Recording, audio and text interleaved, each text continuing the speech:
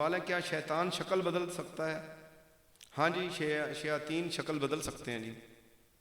یہ شیاطین جو ہیں یہ شکل بدلتے ہیں اور اس کا باقاعدہ موجود ہے، کتب حدیث کے اندر بھی موجود ہے.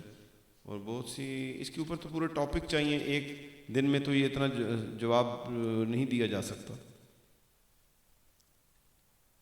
یہ شکلیں بدلتے ہیں، یہ جنات ہی کی قسم ہے ایک، جو شیاطین ہیں. نیک جنات بھی ہیں اور بد جنات بھی ہیں. تو یہ شکلیں بدلتے ہیں، یہ شکل بدل کے بھی آتے ہیں. بہت سے روایات موجود ہیں اور اس سے بہت سارے لوگوں کو نقصان ہوتا ہے، نقصان پہنچانے کی کوشش کرتے ہیں. ہاں جی،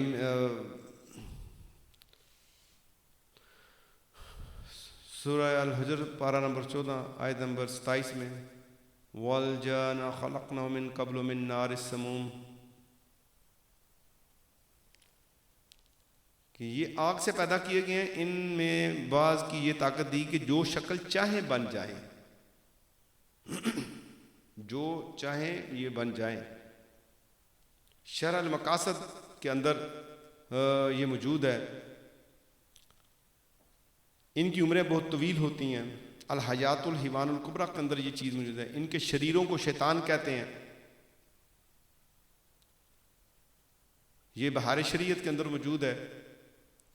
یہ سب انسان کی طرح ذی عقل اور ارواح و اجسام والے ہیں. پھر تفسیر کبیر جلد نمبر 1 کے اندر یہ موجود ہے. ان میں تولد التناسل ہوتا ہے، یعنی اولاد پیدا ہوتی ہے. ان کے ہاں اولاد پیدا ہوتی ہے اور نسل چلتی ہے. کھاتے پیتے ہیں، جیتے مرتے ہیں، شکلیں بدلتے ہیں. یہ جو ہے ان کے اندر ہے، جنات کے اندر. اور ان میں مسلمان بھی ہیں اور کافر بھی ہیں، مگر ان کے کفار انسان کی بنسبت بہت زیادہ ہیں. ان کے کافر جنات جو ہیں بہت زیادہ ہیں. اور ان میں کے مسلمان نیک بھی ہیں اور فاسق بھی ہیں.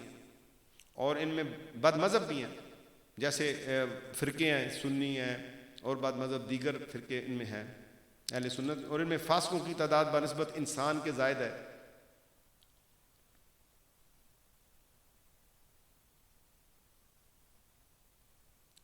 تو اس طرح یہ چیزیں جو ہے یہ ثابت ہیں.